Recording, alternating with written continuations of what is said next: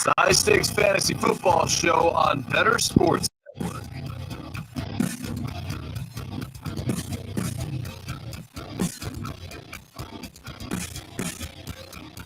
No, it's not Thursday night. This is not a drill. We are going live on a Tuesday night here on the Better Sports Network. Not quite Fantasy Football Night in America, but damn it, we are going to make it work. Happy early Thanksgiving to all of you hanging out and watching the High Stakes Fantasy Football Show right here on the Better Sports Network. I'm your host, Eric Balkman. You know me from the RotoViz High Stakes Lowdown, the High Stakes Fantasy Football, or the Fantasy Football Players Championship. Follow me on the X at Eric Balkman. Go to myffpc.com, by the way, as a reminder, right now to play the FFPC Weekly Challenge. That's myffpc.com. There's no draft, no salary cap. Just choose the 10 players you want or the 12 players you want if you want to play with kickers and defenses. By Sunday's kickoff, get those in 1 p.m. on Sunday, and then just watch them ride throughout the weekend. Watch the points pile up. Remember, only one player per NFL team, which is really going to irritate our co-host that there is no stacking in this contest tonight. I'm going to bring him on in a second. $35 to enter or $200 to enter. Win up to $2,500. That's at myffpc.com, myffpc.com. Shout out to our producer, Tyler Soto, tonight hanging out with us. And now it is time to bring in tonight's guest co-host. You know him from the GOAT District. You know him from the top of the leaderboards in the FFPC over several years. You follow him on the X at JD GOAT District, from the GOAT District, which is at GOAT District on X. John Daniel, a.k.a. JD. JD, what's going on, man? Thanks so much for hopping aboard tonight, man. Thanks for having me, man. Appreciate you inviting me on. Always love chopping it up with you for sure, especially this time of the year, the crucial weeks, you know. I know I feel like Canadians are a good invite during American Thanksgiving week. You know what I mean? Because most people are traveling or they're getting their plans ready. You know, so it's a good week to have the good old Canadian. We get to try to steal a day off from work to watch some football up here north of the border. But I'm excited for tonight, man. There's a lot of fun stuff to talk about. NFL always keeps us on our toes. So the thing is, I knew I needed to book a guest for this Tuesday night show, and I'm like, man, who would be a good guest co-host for Thanksgiving? I'm like, how about the Pride of Canada, who has already celebrated Thanksgiving, right? You guys already celebrated Thanksgiving a few weeks back. Already had right? the turkey. Oh, yeah, you already had the turkey. So I'm like, I'll see if JD is available on Tuesday. And sure enough, you were, which is awesome to have you on. So how does that work in Canada when you have, especially you who are as engrossed in the National Football League as you are, how does that work on Thursday with 3 games? You get Black Friday. We're going to get the Jets and Dolphins on Black Friday. Are you just basically taking 2 days off this week to watch football? Yeah, it's one of those where you balance every year. It's, you know, am I using a sick day? Am I using a vacation day? Or I work out of the house a lot of the time. So sometimes it's just on in the background and I have to work because it's crunch time. Like right now is usually crunch time. But, I take some time to watch my football. So right, yes. We'll work in between, you know, there's half times and stuff. We can throw in a couple calls. And we get extended half times for I think all 3 games have extended half times again this year. We got Jack Harlow performing, I think in the Packers-Lions game. I can't remember who's performing in the Sunday night game. I think it's Steve Aoki is the halftime show of the Niners. He just did he just did the F1 actually in Vegas. Oh, there you go. So short trip for him to set up on Thursday night. So that'll be fun. It's going to be a fun show tonight. We're going to help you set for all your Week 12 questions. Week 12 prep is underway. We're also going to get into the what I'm calling the gotta habits. This is a huge week in the FFPC as everybody is trying to make that last playoff push, trying to make sure that they can squeak into their league playoffs, perhaps clinch a spot in the championship round of both the FFPC main event and the Fantasy Pros Championship. We're going to tell you what flexes you can trust and which ones you got to get out of your lineup. That's coming up at the bottom half of hour number 1. We're also going to talk about where JD stands on certain players. Isaiah Pacheco, Tank Dell, Tim Boyle, Dorian Thompson-Robinson. How does he feel about those quarterbacks leading offenses that feature Garrett Wilson, that feature Amari Cooper, Jerome Ford, and more? We're going to get into that. And then to close out the show tonight, some lineup advice, including, but not limited to, Jaylen Warren, Pat Freiermuth, Brian Robinson, Evan Engram, and much more. That will be our show this evening. JD, before we get into it, and I'm going to give you an opportunity to plug yourself again at the end of the show. You are a very busy man. during the football season, not only setting lineups, placing bids and everything, but you're also producing a lot of content. Can you tell your listener, or can you tell our viewers what you're doing over at the GOAT District again? Yeah, for sure. Shout out to 1912, by the way. I see you in the chat there, buddy. Appreciate you. You can find us, the GOAT District. We are every Tuesday night, actually tonight at 9:30 p.m. Eastern. You'll find us on the Player Profiler Network, talking high stakes with my partner in crime, Dan Williamson, the overhyped sleeper. We co-own some high stakes teams together, or I should say we crush high stakes leagues together. We've been doing this show together for years now. We're on season 7 of the GOAT District. You can check out the GOAT District YouTube channel, and as well find us on your favorite podcast platform for all the audio goodness that we drop. But we basically focus, as you know, Balky, on high stakes, dynasty, fantasy, or redraft, every type of fantasy you can think of. We try to bring in the best and break down as much as we can to help you guys win. Which is that's what it's all about. I've said for years, and partially how the high stakes fantasy football hour got its start is I think high stakes fantasy football, and like really the FFPC, and you know this, JD. I mean, like it's expanded to, you could play in the FFPC for as little as $5 right now. So it's not really high stakes anymore. It's more season, just your home season long fantasy football. Very true. And I think that the players have been underrepresented as far as analysts and analysis over the years so much. What you guys do so great is not only do you have a lot of great industry players come on, especially from the FFPC pros versus Joes. You had a ton of those guys. But you and Dan, you are high stakes players, which makes it so great because you're getting the unique angle of somebody who's not just looking for clicks, or somebody who's just, trying to get his name out there, his or her name out there. This is what you guys are doing, trying to win $1 million in the FFPC main event, the FFPC Fantasy Pros Championship. Like, you're putting up real money and you're offering your expertise. This is something that I think is so underrepresented in the industry, and you guys are churning out some great content out there. And I would tell you to keep it up, but I don't have to, because I know that you will.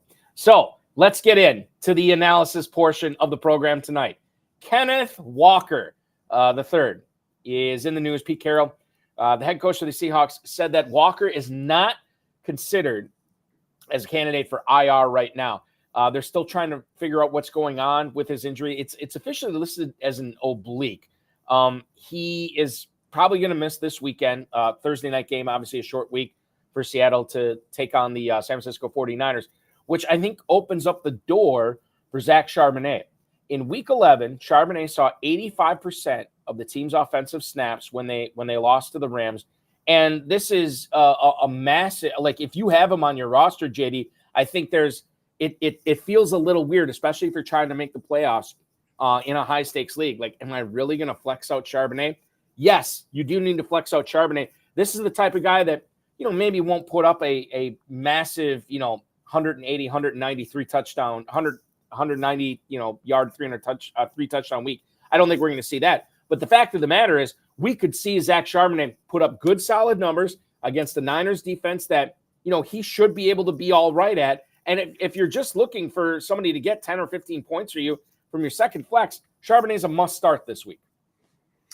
Yeah, these are the guys, Balky, that you want on your roster, especially when you're drafting these high stakes tournaments. Like he was going, him, A-Chain, Mostert, Laporta are the 4 guys in the 10th round that you wanted. I'm looking at a main event draft that we did, the boys, and actually Overhyped Goats. Yeah, so this is Dan and I. We did this live one in Vegas, and these guys went in the 10th round. So these are the type of high upside guys that you want, and this is exactly the reason you hope you held on to him on your bench. And now you get to play him, and he's got that workhorse ability. He's catching the ball, he's doing everything. Now he has the opportunity, which is always what you want from your running backs. And if you look at Seattle as a team, so 25th in rush yards per game, 17th in yards rush per attempt, and then 6th in passing play percentages, just under 61%, 31st in average time of possession. So you got to think that, maybe a refresh starter at the running back position is going to give a spark to this run game. The only problem I see with this, Balky, is the next 3 weeks, you see San Francisco, Dallas, and then San Francisco. not the best schedule when you need some big weeks from your horses. I'm going to throw another monkey wrench into this, and something that I think is also concerning, at least to me, and we'll get your thoughts on it. But that's the quarterback position for Seattle this week. So Geno Smith said, and according to Brady Henderson, just tweeted this out literally 20 minutes ago. Geno Smith said that he's feeling better, but he is still experiencing discomfort with the triceps contusion that he got diagnosed with. Now, Pete Carroll said he wasn't going to practice until Wednesday regardless. Smith said that Pete Carroll will ultimately make the choice whether it's going to be Geno Smith or Drew Lock out there. This was an injury that he suffered against the Rams this past week. I got to wonder, like I said, I'm still rolling out Zach Charbonnet. I just think the opportunity is so much and so great and could be awesome for Charbonnet. But, you think about Drew Lock quarterbacking this team. What does that do for Tyler Lockett? What does that do for Jackson Smith-Njigba, who I think was sort of a fringe second flex for a lot of FFPC players? If it's Lock out there, what are you doing? What are you doing different with the Seattle receivers? And does that change your mindset at all with Zach Charbonnet this week? Just ask the Jets fans how they feel when Zach Wilson goes out. You know what I mean? Like, that's Drew Lock for me. I kind of get that same flat, boring, paint drying kind of feel, tingle inside of me when I think of Drew Lock starting. I mean, let's face it, the thing with Geno is, like, 2022 was great, but I mean, he's over 33 years old now. He's 22nd right now, fantasy points per game, 9th in the NFL in interceptable passes. So, I mean, not giving you the best performance. And then you've got this amazing trio when you look at the receivers in Seattle, and that's probably why they're passing the ball so much. Mm-hmm. You've got the rookie, in JSN, and then you've got Lockett and DK. So, I mean, Drew Lock coming in does not get you excited, especially for the passing game. So I do see a possibility of them leaning on the run game, which would help Charbonnet, you got to think. And then I always say, like, when these backups come in, younger quarterbacks, they're gonna gravitate to the short passing game when they do pass it. And Charbonnet does catch the ball. So that's where in the PPR game you can probably get at least a nice floor from Charbonnet. And then you hope he, either gets in the end zone or runs for a big one. Smith-Njigba is going to be on my bench this week. If Lock is the true coin flip, right? Yeah, he seems to be every week like a questionable. Because I've got him on some rosters, and I have him and DK even on one roster. But they're guys, it's hard to sit them because they're giving you the 17 to 21 points that are so valuable in the FFPC. Dan and I talk about this often. You want 20 points as often as you can get it, right? From your starters in the FFPC. 10 points is a fill-in. It's kind of fill in the blank. 15 is okay, depending on how the rest of your team does. But the guys that can get you the 20s, those are nice. And those DK and Lockett are definitely guys that can do that in the right circumstance. Again, you're playing Dallas and San Fran. I think Dallas is the best against the passing game right now. So not ideal there for whoever's at quarterback. Again, maybe they lean on Charbonnet. JD, let's do this. Well, number one, shout out to Tyler Soto. So it is, he just looked at the halftime shows on Thanksgiving. Jack Harlow for the Packers and Lions, Steve Aoki for the Niners and Seahawks nightcap. The middle game between the Commanders and the Cowboys, Dolly Parton is going to be doing the halftime. Fresh off of singing Rocky Top at the Tennessee Volunteers game this past week. She's going to be performing halftime of that Cowboys Commanders game. Let's go to YouTube, the YouTube chat right now. Bronson Howe, hopefully I'm pronouncing your name right. He has the opportunity right now to trade Cortland Sutton and Jordan Addison, and he can upgrade at receiver. He can get Chris Olave, he can get Michael Pittman, he can get Mike Evans. Number one, JD, would you give up Sutton and Addison for any one of those players? And if you had your druthers, which one of those receivers is your best bet for the best possible fantasy production for the remainder of the 2023 season? You said it was Pittman. Who are the three receivers? It's going to be Chris Olave, Michael Pittman, and the other one was Mike Evans. So what I do like is selling high on Addison and Sutton, just because Sutton's had these last, end of game type. Like, he's been decent. Let's face it, considering he's in a Denver offense. but he's had a few lucky kind of end of the game breaks. And then you have Addison. I mean, we'll talk about JJ later, but if JJ does come back, you got to think Addison maybe takes a step back with regards to where he fits in the hierarchy of the targets. So I think it's a good kind of sell high with those two. And then you are getting yourself maybe a more sure thing. Pittman, I think he's receiver like 15 right now. So he's giving you pretty consistent production every week. He's the number one target in that offense. And that offense has been decent with Minshew. Minshew slings the ball. So if you want to maybe get yourself some more, this is redraft, you said, right? Yep. Yeah. So if you want to get maybe some more consistent production, a guy that you can just slot in, forget it. I'm more of a top heavy when it comes to receiver because I don't like making decisions as to who you're going to play. So I prefer upgrading. So if you can get one of those guys, I mean, Evans and Pittman, I like, they're proven. Maybe Olave's got the upside. He's given us a good week recently, but I don't know. Carr kind of makes me nervous in New Orleans. I think those three guys are all fairly similar rest of the season. I'd have to look at the breakdown of their schedule. That's probably what I'd look at if it's redraft for sure. Well, Slurp Show pointing this out on YouTube. Michael Thomas got placed on IR by the Saints today, so the earliest he can come back is week 16. Does that make Olave more attractive? Does that give him the tiebreaker here? Forgot about MT out. Yeah, I mean, we're going to talk about some other receivers in New Orleans, but Olave without MT, again, you got to think that this rookie is just going to keep progressing and ascending in this offense with Carr. I mean, I talk about often the rapport between quarterback and receiver. You got to give it time sometimes. Mm-hmm. Carr just got here, right? So as the season goes, we're seeing that rapport get better. And yeah, you know what? That is definitely tiebreaker with MT out. He's I think 4 weeks, they said at least he's out. Yep. Yeah, and quite frankly, I mean, it could be the rest of the season. This is a guy that is no stranger to the training room. Quite frankly, I was surprised what we got from him early in the season. And by the time he's ready to come back, there's a real possibility that the Saints might be playing for 2024. They might still be in the chase for the wild card, and certainly it would help to get Michael Thomas back. But I think with a guy his age and with his injury issues, I think, red flags have to be going off for you if you have Michael Thomas right now, because you may have seen the last of him for 2024. Was Carr signed 2 years with, what did he sign with?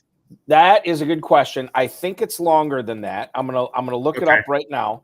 I was just wondering how motivated he is to finish off strong. You know what I mean? Because he hasn't had the best start necessarily.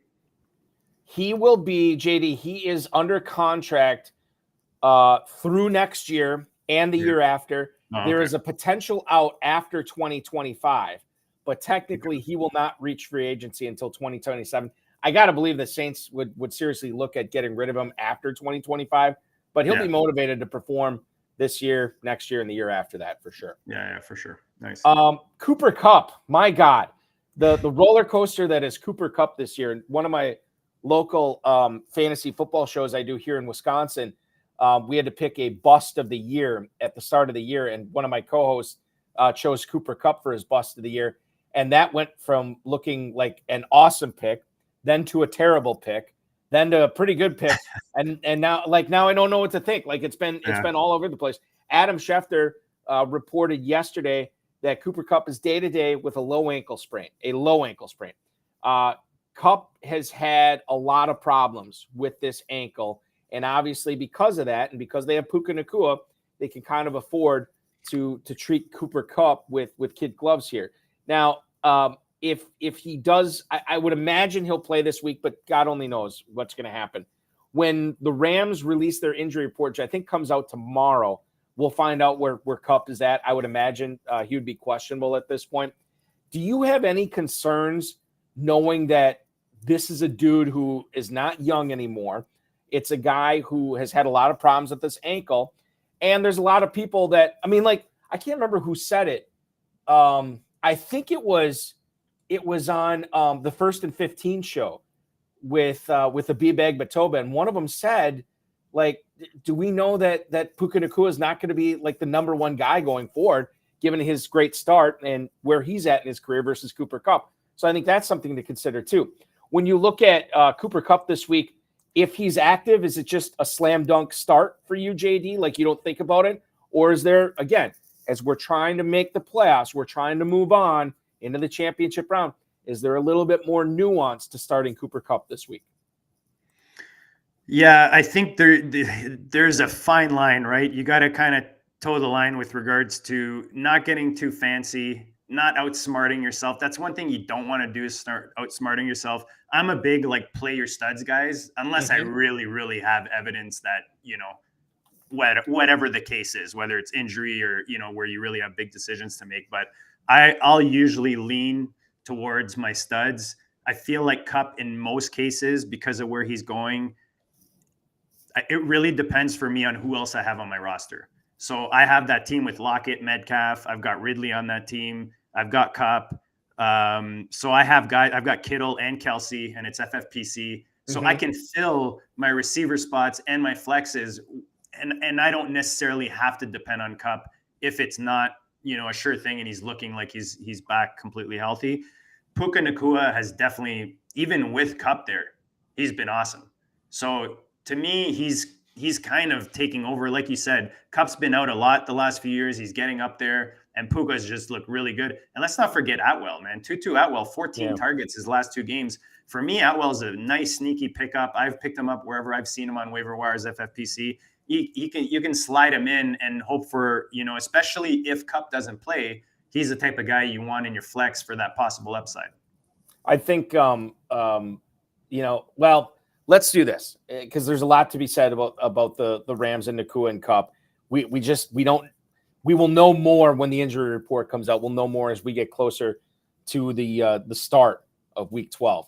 Now, in probably the worst possible timing ever as far as Justin Jefferson's career goes, this is a guy that potentially could have came back last week, and yet his team was on Sunday Night Football. So a lot of Justin Jefferson owners aired to the side of caution. They didn't play him, and Jefferson didn't play. And you think, okay, it's going to get better in week 12. As Lee Corso would say, not so fast, my friend. Monday night game, the Bears visit the Vikings, and we don't know again if Jefferson's going to play. Kevin O'Connell has already said that Jefferson, as of right now, is questionable for that Monday Night Football against the Bears. Jefferson had missed the 4 games that he had to when he was on IR, and he's missed 2 more since then. O'Connell used the phrase, "We do have to be smart," when he was talking about this yesterday. The Vikings are on bye in week 13 as well. So this is like, we're reading between the lines here, JD. Like, it almost seems like the Vikings, who are trying to make the playoffs right now, might be wise to wait till week 14, but maybe then it'll be too late and they would have missed their window. What do you do with Jefferson if he is a true game time decision, if he truly is questionable for a Monday night game? I mean, you got to scramble to try to get Darnell Mooney or, KJ Osborne or somebody like that on your team, if they're even available, which they may not be. How do you play Justin Jefferson this week, man? Yeah, or you hope you have like Addison or TJ Hawk, right? And you can kind of play your lineup in a way that you can swap them out. But those are tough. Those Monday night, like you said, they have the bye coming up. I mean, maybe you wait to see if you are ahead. Your chances increase after this win to bring back JJ. I mean, as fantasy owners, we're all sitting here. I know I've got JJ on some rosters, just salivating to get him back. And that if he is coming back, I mean, this guy was going number 1 overall in the offseason in drafts. So you're not going to leave him on your bench, even if he's in your flex spot. You're pretty excited to have JJ back. As the Vikings, if I'm the Vikings, I'm probably waiting. I'm probably waiting till after the bye. He's, you don't want to see these guys long term. We saw A-Chain last week, maybe came back a little too early, and then tweet something really early in the game. It would suck if that happens, but I don't think you can sit JJ if he is supposed to be starting. The tough part is that Monday night versus. So it's really roster dependent. If you have the players to be able to manage it and swap them out, and like you said, there are options out there on waiver wire. But if you really need the wins, really need some points, you probably have someone on your bench that you can depend on more. But if you need upside and maybe you're behind, you're going up against one of the better teams in the league, I'm for sure playing JJ for the upside. I think that's an important assertion to make, because if you are, let's say you're chasing that 4th seed in the main event for the FFPC or the Fantasy Pros Championship, and you need points like that, then I think you wait and you see what you can get with Justin Jefferson. Because if your replacement is, some middling, top 35, top 40 receiver, or top 25 or top 30 running back, that's probably not going to get it done. Justin Jefferson could get it done. Now, conversely, if you're playing a little bit of defense and you already have one of those spots locked up, then you probably you want to err on the side of caution and sit Jefferson and put somebody else in there, because you don't need to be rolling dice at that point. What you need to be doing is locking up spots. I think, and normally I say you think long, you think wrong, paralysis by analysis, right? Yeah. But I think if you sit and just look at your team and you assess, the rest of your teams in your league that are in playoff contention, I think the answer is going to come to you as far as what you should be doing with Justin Jefferson. And bear in mind, we're recording the show on Tuesday. Normally we do the show on Thursdays. We're doing this show live on the Tuesday night. There's going to be an injury report tomorrow. There's going to be an injury report on, not for the Vikings. There's going to be an injury report on Thursday for Thanksgiving, Friday, and Saturday. So you should get some more pieces of information with this Justin Jefferson thing. In Jefferson's division, the NFC North, there's going to be a pair of those teams in action on Thanksgiving, and they're playing each other. It's the Green Bay Packers and the Detroit Lions. Now, the Packers are coming off a big victory against the Los Angeles Chargers at Lambeau Field. Probably the Packers' best offensive performance of the year. Jordan Love broke a 31-game, 300-yard passing game less streak for the Packers that dated back to 2021. This is like Aaron Rodgers didn't even throw a 300-yard passing game last year. Love finally did it against the Chargers. No surprise there. Chargers defense is no bueno. Christian Watson was listed as limited both in yesterday's practice and today's practice. Those were both estimations since the Packers were not practicing. I look at Christian Watson as a player that can put it all together, JD. Like we saw what he did at the second half of last year. That wasn't a fluke to me. Like you can't just pile up all those great games and say, oh, this guy's a bust, he can't do it. He's done it. Like we know he can do it. Luke Musgrave, we just found this out from Matt LaFleur, just got out of the hospital for some sort of procedure. It sounds like he's not only going to miss this week, but it could be future weeks as well, which is going to open up some targets here. Is this the time that the Packers finally are like, you know what? We're going to do what we did with Watson last year before that Bills game. We're going to make him a huge part of our game plan. We're going to scheme him up. We're going to start doing these jet sweeps, end arounds. We're going to get him involved in the passing game, because we don't have the luxury of Luke Musgrave, and we need to get a win against a pretty high-powered Detroit offense that the Packers might have to go tit for tat with. Christian Watson this week, and I'm trying to sell him. Like, if it's not obvious, I'm trying to sell him right now. Does he sneak in to an FFPC flex spot for you in the main event or the Fantasy Pros Championship? Again, because of where you drafted in Balky, I'm thinking about some teams where I've got Watson. See, the danger with Watson is we saw what we did last year, which was amazing. Red zone monster, just, at the catch, just grabbing everything that came his way. It was amazing, right? For anyone who owned Watson. The problem is Rodgers wasn't coming back. And when you have a new quarterback coming in, a younger quarterback, you don't really know where his tendencies are going to go, who he's going to gravitate to, who's going to become. Doesn't necessarily mean it transfers over and Watson stays the number one target. Problem is Watson came into the season injured, loves building rapport with the younger guys. Now, to me, Jaden Reed is the guy that I want. Jaden Reed right now, 14.5 yard per catch over Dubs, 10.4. Dubs is more TD dependent. Watson just hasn't necessarily been getting the volume, especially in the red zone. I think he's got like 3 or 4 targets on the season in the red zone, whereas last year he was getting smashed in the red zone almost every game.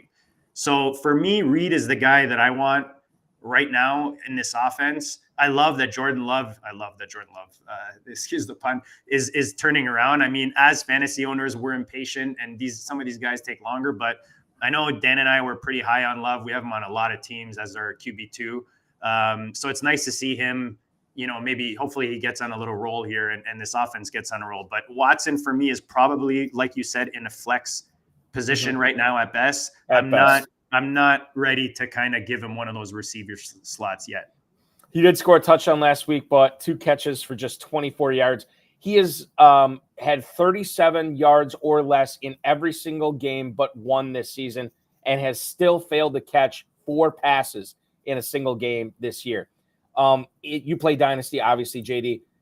Who would you rather have in a vacuum, Christian Watson or Jaden Reed right now for Dynasty? Jaden Reed. And you didn't even have to think about it too much, No. Again, because I have to go by what I see with Jordan Love at the position. I can't, like, as much as I love what I saw from Watson last year, Jordan Love is a quarterback moving forward. So if that's who he's going to gravitate to and keep building rapport with, I like Reed right now and what I see from him. And the Packers, I mean, like, I never really would have thought this at the start of the season, but their 2 best receivers are their number 3 and 4 guys right now in Reed and Dontavian Wicks, which is bizarre because those guys are still getting massively outsnapped by Watson and Dobbs. I think we're seeing a little bit of the athletic limitations of Romeo Dobbs. I think this is a guy that can be trustworthy on 3rd down. He can go up and make the tough grab. And like you said, a little bit touchdown dependent because he has been pretty successful in the red zone this year. I don't know if he gets better than that. He might. He's a very young player. He's only in his 2nd year. Yeah. We'll see what happens there. True. But this is just, again, with our eyes, this is what we're seeing right now. A.J. Dillon was listed as limited on the practice report for Monday. I believe he was limited again today with a groin issue, and that's the last thing Green Bay needs right now. Aaron Jones was diagnosed with a sprained MCL. Matt LaFleur saying he is highly unlikely to go on Thanksgiving, and he might miss multiple weeks there. Manuel Wilson had I want to say, I know it was a shoulder injury. I don't know if it was a dislocation or not, but it sounds like he's probably not going to be ready to go. The Packers poached their former running back Patrick Taylor off the New England practice squad to their active roster. They do have they just re-signed James Robinson to the practice squad again, so they're trying to build up the depth right now. I know this is weird because Dillon, he has not succeeded as the way we thought A.J. Dillon would succeed this year as a guy between the tackles. Ironically, he's been catching more passes this year. This past week, 14 carries for 29 yards, but he caught 4 passes for 32 yards. Now against Detroit, a game that the Packers could get down early and might be forced to abandon the control the game with our running game and have our defense make plays, grind it out, keep it close to the end. The Packers may not have the luxury of doing that. And A.J. Dillon, when I would say, okay, this is not a Dillon game at all, but the fact that he's catching passes, JD, I think he's an interesting flex this week. Yeah, 21 targets, 16 receptions. But I think that's probably just LaFleur realizing this guy's yard per carry has gone down from 5.3 in 2020 down to 3.5 this year after 10 games. So you got to think, you know what? We've got him. We've got Jones. Jones gets hurt every once in a while. Let's make AJD a bit more versatile. And I mean, he seemed to always been able to catch the ball, not necessarily because Jones was more involved, obviously. But I think they're just using A.J. Dillon kind of where his career is going, probably more towards catching the ball. I just don't like him overall. The funny thing is, you look at RotoViz game splits, he's actually produced way more with Aaron Jones in the lineup than when Aaron Jones is out. And we have this assumption, like you said, that, Jones is hurt, A.J. Dillon's going to be the guy. He's going to get a ton of volume. We haven't necessarily gotten that outcome so far in the last 2 years when you look at that game split. So for me, I'm not excited about it. If I'm desperate, I need him to fill in a flex spot. I mean, I'll do it if I'm injured, obviously at RB. But I'm not confident at all if I need to depend on A.J. Dillon this week. There are players like that where we just assume once the starting guy goes down that all of a sudden the efficiency is going to go up just because the volume does. That's not always Tony Pollard's the poster child for that this year, right? Like he should be crushing it this year based on volume and opportunity, and he's not. And there were people that warned us about this last year with Pollard, that just because he's the guy, it doesn't necessarily mean he's going to be the 101 or a top 3 running back this year. There are players like that, and we're seeing it with A.J. Dillon a little bit as well. Speaking of injuries, I hear this every year, JD, and I want you to weigh in on this. I hear people complain about injuries, usually in September and October, more so like when there's more people in the thick of, playing for a playoff spot or whatever. And I hear people say all the time, oh my goodness, the injuries this year, it's the worst I've ever seen it. It's the worst I can imagine. It's the worst I can remember in fantasy football as long as I've been playing. And every year I'm just kind of like, yeah, I think we're kind of prisoners of the moment. I think injuries are bad every year. Like they hit us differently. They always hit us hard. But I think sometimes we forget about how bad the injuries were in 2022 or 2021 when we look just what's fresh in our mind in 2023. In your opinion, have injuries for fantasy football been significantly worse this year than in years past? I guess I don't see it. I think it depends who you ask, right? Like if my team is, getting pummeled right now and I'm 2-9, I'm probably thinking, wow, this is the worst year ever in injuries.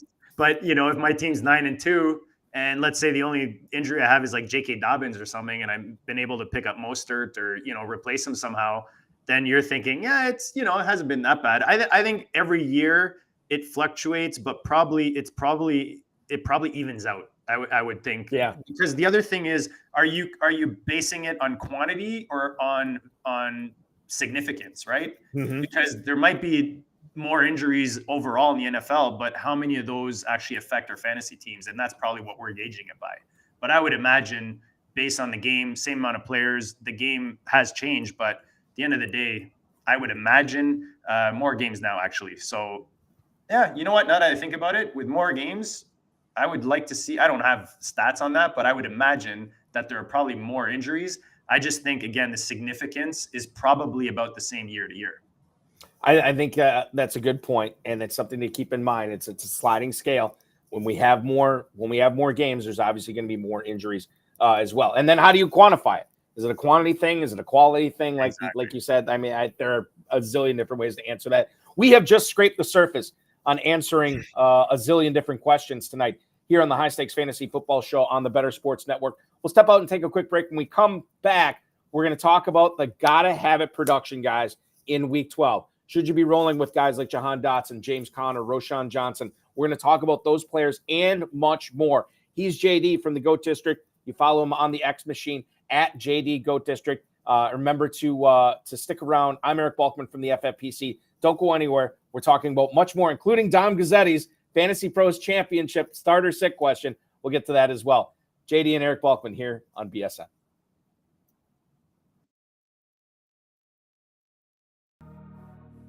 The Bears have to be one of the most inept franchises of any sport I've ever seen in my entire life. And they share the city with the White Sox, who are also inept. Like, that is how bad the Bears are. I just don't understand how you can go your entire existence and the quarterback that wins you a Super Bowl is Jim McMahon. You couldn't find anybody else. They don't have a good history with quarterbacks, but they let him be the quarterback for a long time, too. Deshaun Watson and Patrick Mahomes right there. Mm-hmm. And you drafted Mitch Trubisky. They were right there. I there's a lot of pain in being a Falcons fan. The Bears are one of the teams I could argue they might have it worse, and they have a Super Bowl. And when the best quarterback in the past 50 years is Jay Cutler, you have a problem. That's so funny that you just said that. We were talking about Jay Cutler the other day, me and my friend, and I was like, yeah, he was on, because we were watching the Colorado Rockies game against the Giants, and it looked like he was behind the thing. I was, yeah, well, he played for Denver most of his career. We looked it up. Chicago let him be their starting quarterback way too long. Here's the thing, too, is that Jay Cutler wasn't bad. Like, he was erratic. He wasn't terrible, though. The poor man's Brett Favre. I'm taking him over Justin Fields. I'm sorry. I would. But yeah. Jay Cutler led that team to an NFC title game. Yeah. That they lost to Green Bay. But he's gotten farther than anybody else. You want to know who the other starting quarterback was for the Bears in the other Super Bowl appearance they made? It was Rex Grossman. What are we doing out here? It was Rex Grossman and Kyle Orton was the backup. How are you that bad? Bro, like, oh my God. Listen to the top 5. According to Football Reference, the top 5 greatest Bears quarterbacks of all time. Jay Cutler, number 1. I can't believe it. Sid Luckman, who last played in 1950, is number 2. Jim Harbaugh is number 3. Jim McMahon, the Super Bowl winner, is number 4, and he played there for 6 years. And Mitch Trubisky, is number 5 on the list as terms of passing yards go.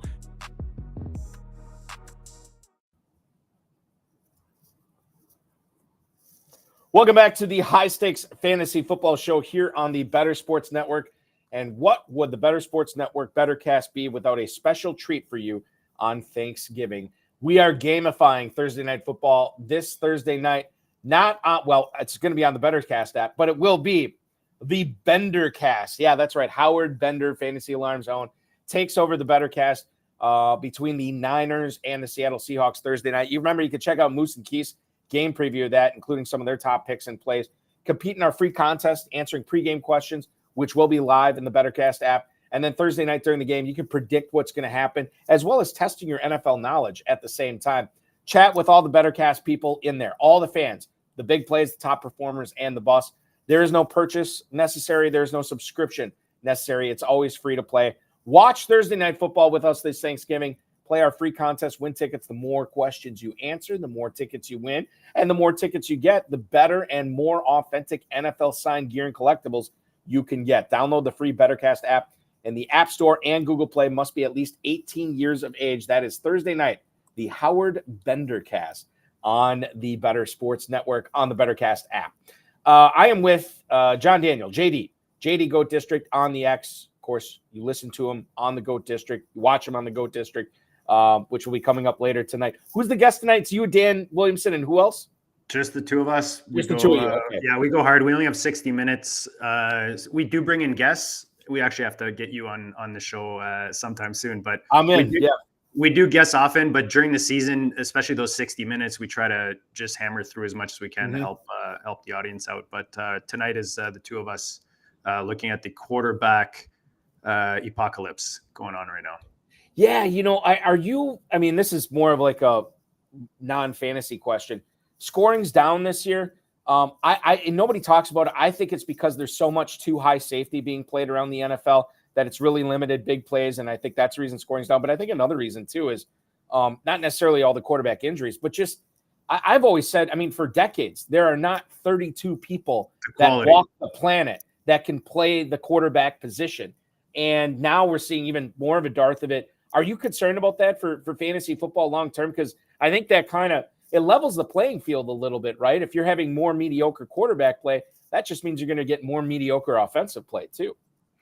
Yeah, and that's why when you see like Will Levis coming off the bench and going for 4 touchdowns, you get excited as a fantasy player because you want to see more quarterbacks with higher talent level in the NFL. When you've got, I hate to go back to Zach Wilson, but when you've got Zach Wilson starting for the New York Jets on a team like that, you know that the NFL is hungry for talent at the quarterback position, and there's, you hope every year that you're going to get more guys. It seems like we're getting usually, 3 guys, 4 possible, usually 2 or 3 will hit.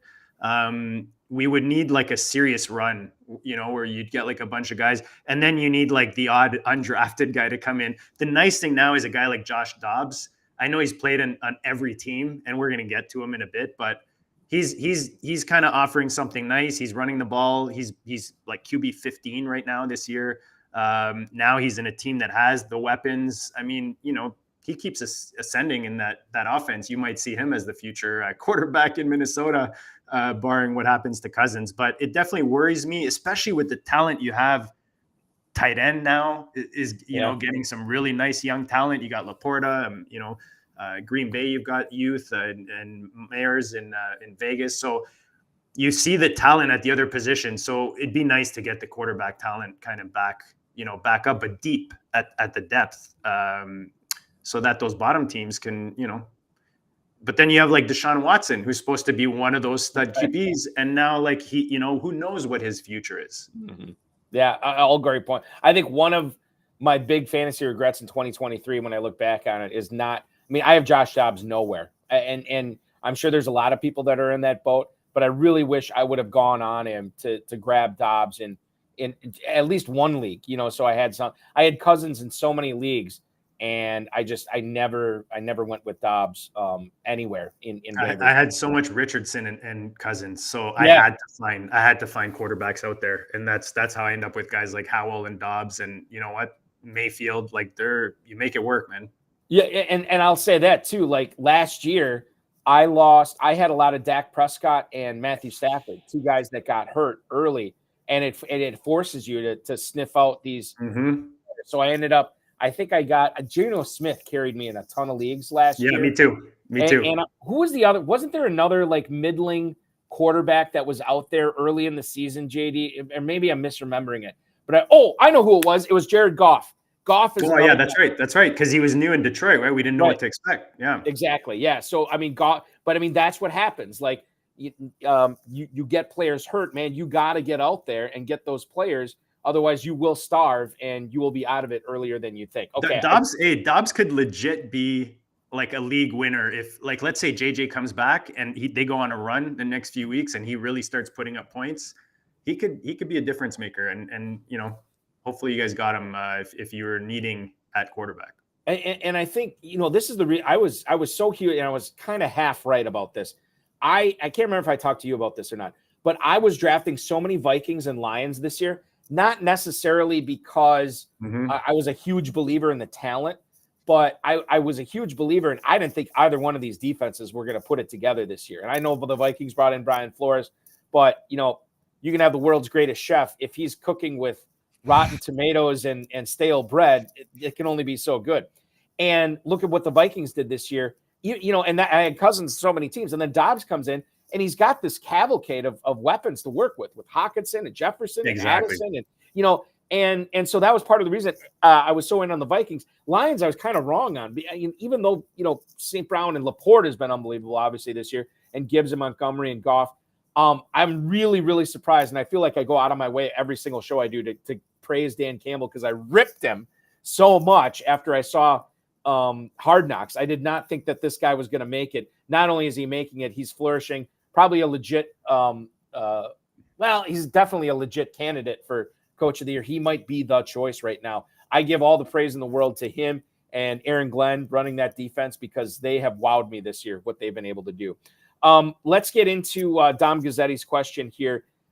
He's got a question for his flex. He's in his Fantasy Pros Championship this week, trying to get to the playoffs or maybe improve his seed. I don't know. Dom Gazzetti's a really good player, so I would imagine he's just trying to improve his seed. Jordan Addison, who's taking on the Bears on Monday Night Football. Again, the unknown with Justin Jefferson is there. And he also has DeAndre Hopkins this week going up against the hapless Carolina Panthers. That game is at where is that game this week? That's at Tennessee. So Hopkins is at home against the Panthers. Yes, against Carolina. And Addison playing Chicago. Yeah, which one would you roll with there, JD? Hopkins, I think both of these guys have been pretty hot. I just don't know about that Tennessee-Carolina game. I'd probably lean Minnesota with Dobbs throwing him the ball. I don't know that JJ's back they're off this week, right? The Vikings play this week. They're off next week. Sorry, yeah, what am I saying? Because we were talking about JJ's bye week, so now I'm confused. But that's the thing. Knowing that they're off next week, I mean, that could affect the judgment of what the Vikings do with Jefferson this week. I just like the momentum of the Minnesota offense right now, and I think that they, I lean Addison in this. I'd have to look. I'm hesitant because I want to see the passing defense on each of these guys. That's probably what I'd go look at. But I would imagine Carolina probably better passing defense than Chicago. And I mean, I would imagine just numbers wise, it has to be better because when have you had to pass to beat the Panthers this year? Like it just, you don't usually have to do that. Especially when you have Derrick Henry, right? Right. And we're going to get into, I think we have, do I have Derrick Henry on the rundown? Maybe I don't. Later on, you've got him as a decision. Oh, yeah. We'll talk about Derrick Henry then for sure. What about this one? The Harry Snowman on the YouTube chat right now. Same question, sort of. DeAndre Hopkins against the Panthers.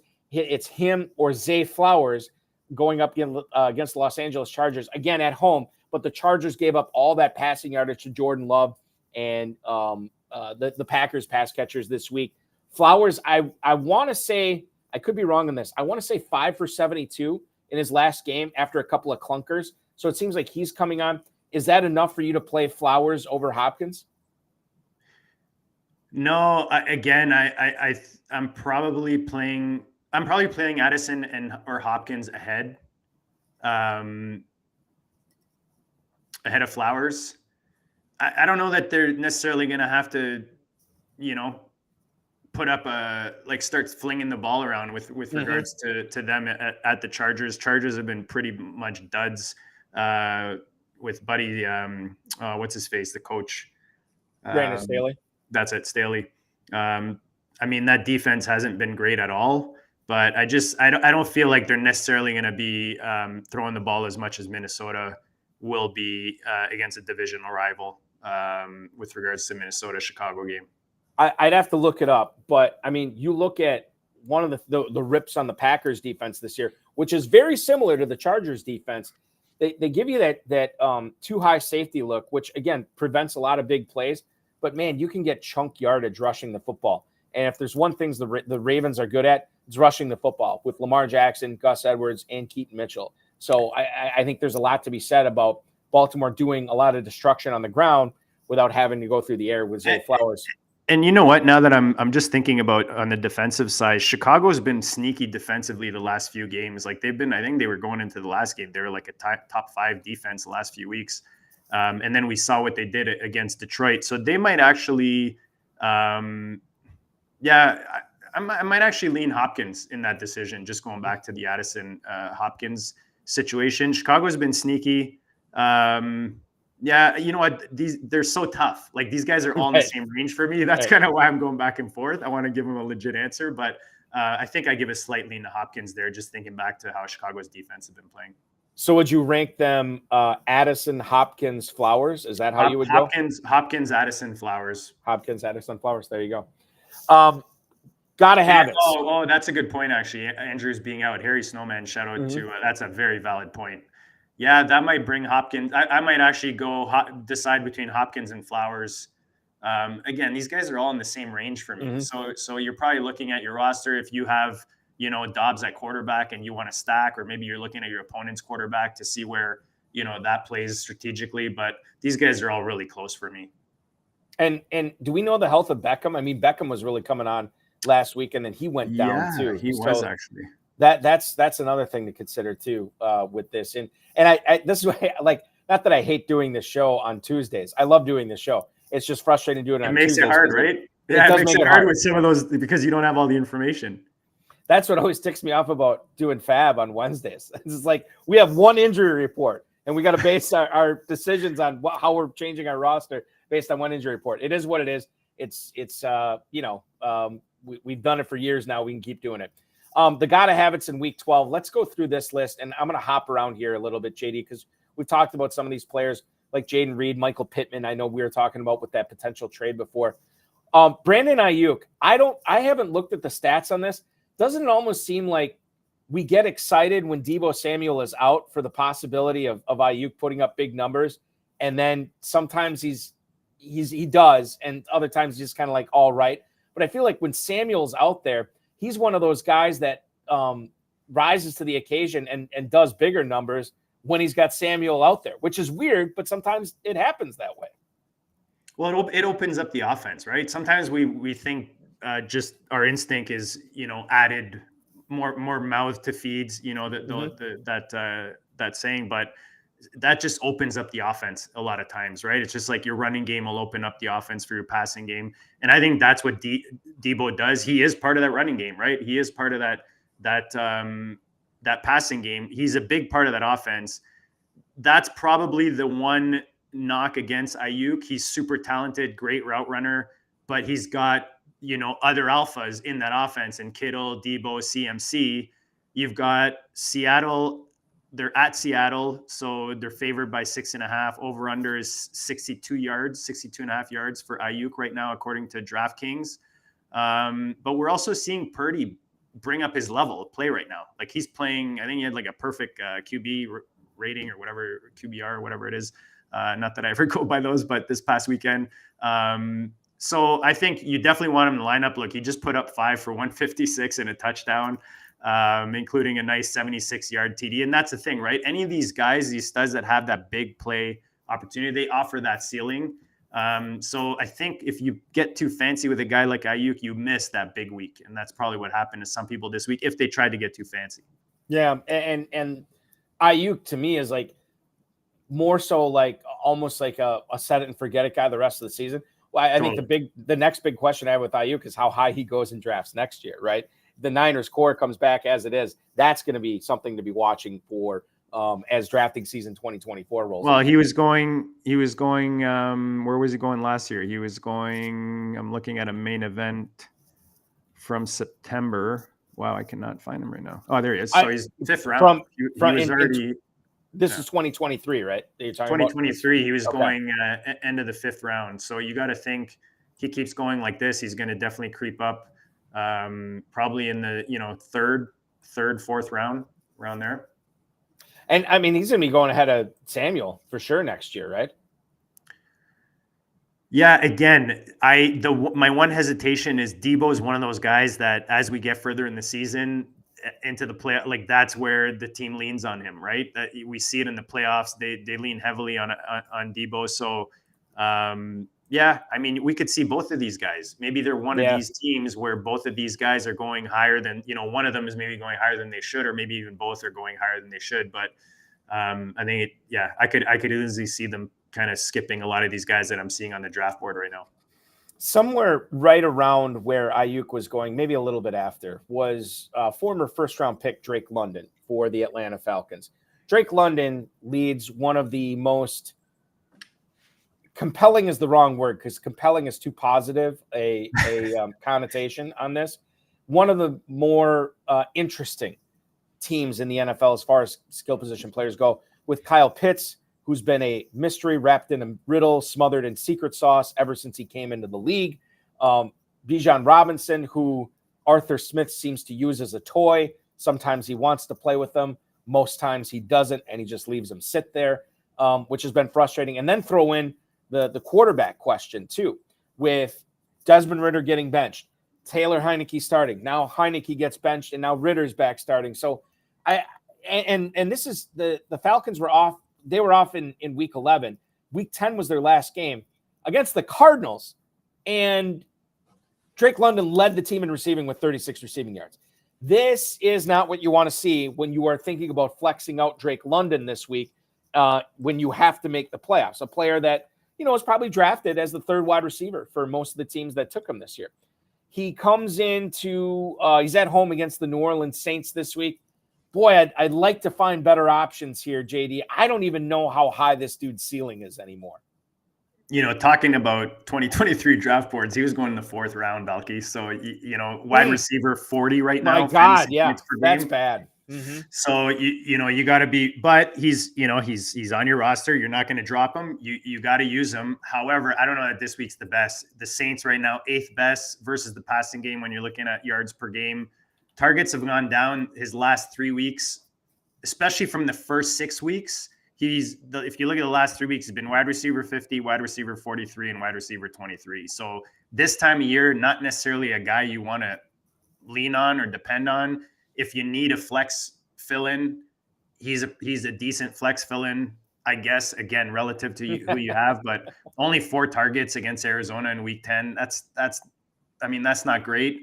And you got to think they're probably going to run the ball a bit more with the Saints being as strong as they are against the pass. You and I are of the same mind here. Drake London, very, very hard to trust. This next guy for the Commanders is also very, very tough to trust. But I'm going to try to make a case for Jahan Dotson here. Dotson is a guy who, when he's been bad, he's been real bad. I mean, how many bagels has he put up this year? Multiple, right? At least one, I know, but maybe multiple. And he's been bad in a lot of games this year. This is an offense that just when you think they won't do anything, Sam Howell throws for the better part of 400 yards. They are taking on a Dallas Cowboys team that is ready to, for lack of a better term, run them out of the gym in Dallas on Thanksgiving. Cowboys are 10.5-point favorites. The total on this is 48.5. To me, this screams, okay, Howell's going to have to throw till his arm falls off to try to keep up with the Cowboys. But at the same time, I understand how low the floor could be for Jahan Dotson. And if you're talking about trying to make your league playoffs or improve your seed, like Dom Gazzetti was, who's the number 1 seed at 9-2 right now. Don't screw that up, Dom. Hopefully we didn't screw it up for you. But when you look at Jahan Dotson this week, is he a guy that might just be that one rancid pepper you throw in the gumbo that ruins the whole thing and you miss your playoffs because of it? The upside is there, JD, but I don't know if you want to mess around with Dotson this week. Yeah, he's like those typical like wide range of outcome. Yes, You said it, and huge. I've got it. He gave you 2 donuts so far this year, Mm. including like 4 points, 6 points, 5 points. So it's been ugly with Dotson, but then he's given you, wide receiver 7, wide receiver 9 in week 8 and 9 against Philly and New England. So he does have possible upside. You've got Dotson. So they're 11-point underdogs to Dallas. Like you said, they're going to be probably throwing. Funny thing is on DraftKings, his over-under, what do you think his over-under is for yardage? I mean, I don't know, 41, 39? Yeah, 31 and a half. 31 and a half. Okay. So it's pretty low. And to me, it's not like I usually look at that stuff. I'm not a big gambler. I just like looking at it because it tells me like, what is Vegas thinking Dotson's going to do? So they're clearly not super high on him. Only 6 targets his last 2 games. Targets is probably the thing I'm looking at the most when it comes to the passing game, to the receiving game. And it's not like he's necessarily over targeted in the red zone, you could say so I think you're right in the sense that you could see garbage time with Howell throwing the ball. You could see Dotson getting you that, I think you said it earlier about someone like that 4 for 54 or something, that type of game. Maybe he gets you a touchdown in garbage time, but he's like a flex play at best, I think at this point. And you're probably playing him if you need a ceiling, like if you need that big ceiling play, you're not playing him for a floor play. Harry Snowman says best ball player. Yeah, I would totally agree. Jahan Dotson at this point. And JD, exactly. You remember this too. Like, I mean, you were drafting amongst the best that the FFPC had to offer. Remember how high Dotson was ascending up draft boards those last 2 or 3 weeks or whatever it was, to the point where he was like sometimes going ahead of McLaurin. Fantasy high stakes players were so high on Jahan Dotson, and it's been frustrating this year because the Commanders will put up these big games, and a lot of times Dotson does not have any part of that outcome, which is frustrating. Well, but let me just read this. So both those guys are going the 6th round. Okay. Listen to the 6th round. Talk about a trap round. Freiermuth, Pacheco, McLaurin, Pitts, Goddard, Akers, Dotson, Lockett was a decent pick there. Sanders, Breece Hall, George Pickens, and Javonte Williams. So not too many hits in the 6th round of a main event draft. You know what I mean? So yeah, a lot of landmines. Tyler Soto, the man behind the glass, he actually has a question for us tonight. And since he can cut us off at any time he likes, we are going to answer it for him right now. He had Joe Burrow as his starter this year, and obviously Burrow out for the season, which is really, really frustrating with that torn ligament in his wrist. He got Sam Howell and Matt Stafford on his team right now. How high are their ceilings this late in the fantasy season? So when you talk about ceilings for those players, I think that they're high because of what Howell's been able to do and some of the game scripts that have been presented to the Commanders this year. And obviously Logan Thomas, we haven't talked about him, but he's had more than his fair share of good tight end games with McLaurin, Dotson, Curtis Samuel, who's been out there making a few plays this year. So certainly the Commanders have a decently high ceiling and couple that with the fact that they traded their 2 best pass rushers, which should make their totals go up a little bit more in their games because they're going to have to throw to keep up. And then Stafford, well, anytime you have Kupp and Nakua, obviously your ceiling is going to be high. I think this is sort of like a matchup-based type thing. Here on out, if you have Stafford, if you have Howell, you just kind of ham and egg it with those guys going forward. I don't think either one is a great start this week, but I would lean towards Howell over Stafford in week 12, JD. Yeah, I think you're right for this week, probably leaning Howell. And I think you're right with regards to playing, the matchup. I mean, Howell, look, QB9 on the season is pretty legit for a guy that you were getting, in the late double-digit rounds, especially in those 1 QBs. So he's averaging 19.3 points. Stafford is averaging 14 points. He's QB 21. He's had injuries. He has better weapons. So again, maybe you play matchups, but I mean, Howell's been hard to sit. Like if you have Howell or Dobbs right now, considering how you got them in the situation you're in at quarterback, I think you're pretty happy with either guy. They're both strength of schedule, looking at like week 11 to week 15, or I guess now we're week 12 to week 15. They're very similar. So I think it's probably where you feel comfortable in the matchups. But if you're looking at till now, Howell's actually outperformed Stafford. I think sometimes we get into the trap, not necessarily a trap of searching desperately for ceilings this time of year, trying to make our playoffs, especially if we got to chase points. One of the players that I think you're not necessarily chasing points, and I think he's an all right start this week if you're trying to make the playoffs, and that's James Conner, who gets the Rams at home this week. Yes, I know Aaron Donald's still there, but quite frankly, the Rams don't have a ton of talent on that defense outside of Donald. We talked about, at the start of the NFL season that this could be a historically bad defense for the Rams. And I think they've held their own. I feel pretty good about James Conner in week 11, or actually, beg your pardon, in week 12 here at home against the Rams. How do you feel about him this week from a start-sit standpoint, JD? Yeah, James Conner is a guy we were high on coming into the season. Unfortunately, he's dealt with injuries, and coming into this season without Kyler, this offense has been questionable at best. But surprisingly enough, this year, his highest yard per carry at 5.1 in his career. He's coming back. Kyler's back now in the offense. You got to think that opens it up for the running game. They're +1 versus the Rams. You've got kind of this rejuvenated feel with this offense. And you got to think that James Conner is going to come in and establish himself as kind of that RB1 in the offense. It's a divisional game. Clearly, Vegas thinks it's going to be a close game. I don't see a lot of scenarios, Balky, just looking at the running back position and who you can really depend on, where you're not starting James Conner as a running back. Because I know even teams where I've got, like, let's say Etienne and Gibbs or Hall ahead of him, I'm still throwing him into one of my flexes. Yeah, I think you got to get him out there. I have him on a handful of teams. He's starting on all of my teams this week for sure. We're way up against it, so let's take a quick break here. When we come back, we'll kick off hour number 2, even though we're well into hour number 2 here. We're going to find out where JD from the GOAT District stands on players like Isaiah Likely in the wake of the Mark Andrews injury. Devon Achane, what happened to him last week? What do you do with him going forward? We'll talk about Tank Dell as well. He's JD from John Daniel from the GOAT District. Check out the GOAT District anywhere you get your podcast, including the Player Profiler Network, right? As well as like your Twitter feed always has the links to all of it, right? Yeah, so you can go to the GOAT District YouTube channel, and then tonight, every Tuesday night, 9:30 p.m. Eastern, we're on the Player Profiler Network. There you go. Follow him on the X at JD GOAT District. I'm Eric Balkman from the FFPC. Where does JD stand on certain players? That's coming up next, right here on the High Stakes Fantasy Football Show on the Better Sports Network.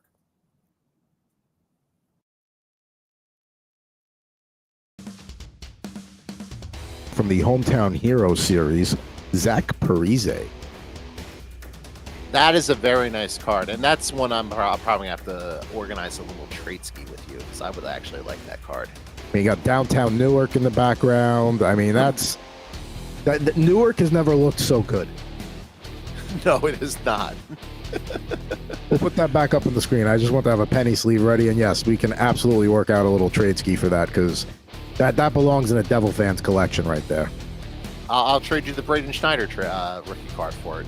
Done. There we go. The first card-for-card trade on Rip and Riff history. And it was that easy. It was that easy. That's because, because neither one of us are jerks. And it's the same thing when we try and do fantasy trades. Like, we don't try and screw each other. We have conversations. If there's a fit, there's a fit. If it's not, it's not. We don't try and, take the other one over the barrel. So there you go. In a penny sleeve. Hometown hero, Zach Parise. He was among the league's most productive goal scorers in 06-07 and followed up with a terrific regular season with an even more impressive postseason. And then they talk about what he did in the first round series against Tampa Bay that year. So that's off to the side for you. That's true. And, if this is it for his career, he had a hell of a career. He did. Hopefully he comes back one more year with the Islanders, but if he doesn't, hell of a run.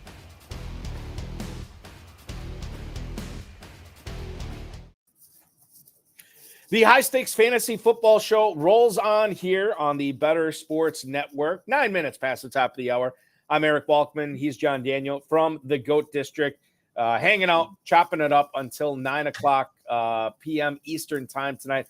plenty of stuff to get to. In fact, we're going to find out where JD stands on certain players going forward here for the remainder of the fantasy season. Don't forget that the FFPC Weekly Challenge has arrived for Week 12 in the NFL. There is no draft. There is no salary cap. No convoluted rules. It's the same format as our FFPC Playoff Challenge, which will be launching probably in the next couple of weeks here at myffpc.com. The FFPC Weekly Challenge features 10, 30, and 100 team contests. You pick your players, you let them ride for the week. No stacking. Sorry, JD. Only one player per team.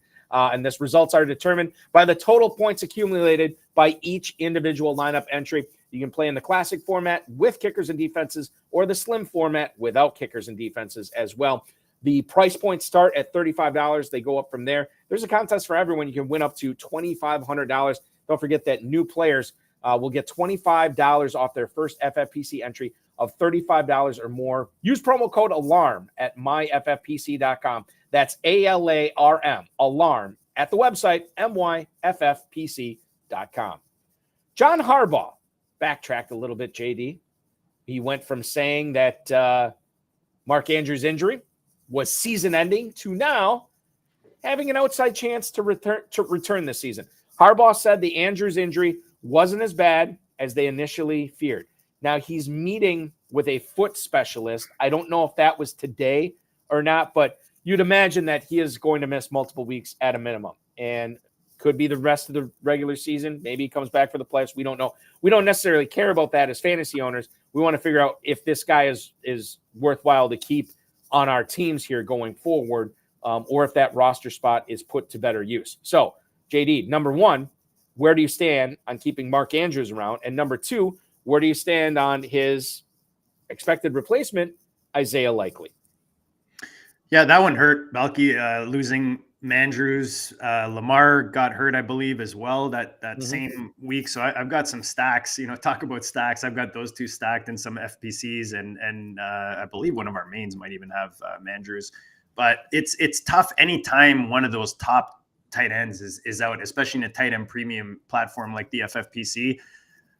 I was really high on Likely coming into the season in the sense that for the price and the upside and what we saw last year, as he started getting more involved in the passing game and in that offense, he looked decent. The problem was this year, where did I see? So Nick Mencio here points out 2 games without Mark Andrews this season. So week 1, 77% route share, 1 target, 4 yards. Sorry, one target. What is that? 1.4? No, I don't know what that is. Anyways. Well, 4.0 yards per catch. Yes. No, I'm just guessing. No, because it says 1 target, no catch. So it doesn't make sense. But anyways, and then week 11, 88% route share, 2 targets. Look, basically saying that Mark Andrews missed 2 games. You would think that Likely would come in and smash. He didn't. Mm-hmm. What does that mean moving forward? I mean, that's some information that we can take. You have PFF pointing out that Likely in his next 6 matchups has 2 favorable matchups against top 5 at allowing fantasy points to the tight end and Nathan Jenke on Isaiah Likely. So I think if you lost Andrews, you probably you're lucky, you have some backups you can throw in there, or you got to figure it out. And if you got to figure it out and you have waiver wire bid money, you're going after Likely this week, and that's probably your number 1 priority. And who else can you throw in off waivers? Because guys, even guys like Conklin are rostered right now. Yeah. Oh, okay. So a couple of things there. Number 1, to your point about Likely, let's say you don't have Mark Andrews. How hard would you be going after Isaiah Likely on waivers if you're just trying to collect some talent at tight end? Let's say you're all right there, you're not spectacular. Do you still go heavy on him to try to get him on your roster? Or do you kind of just keep him honest bits? So one is go look to see if you're playing the Mark Andrews team this week, right? Or in the next couple weeks. So then you're playing defense.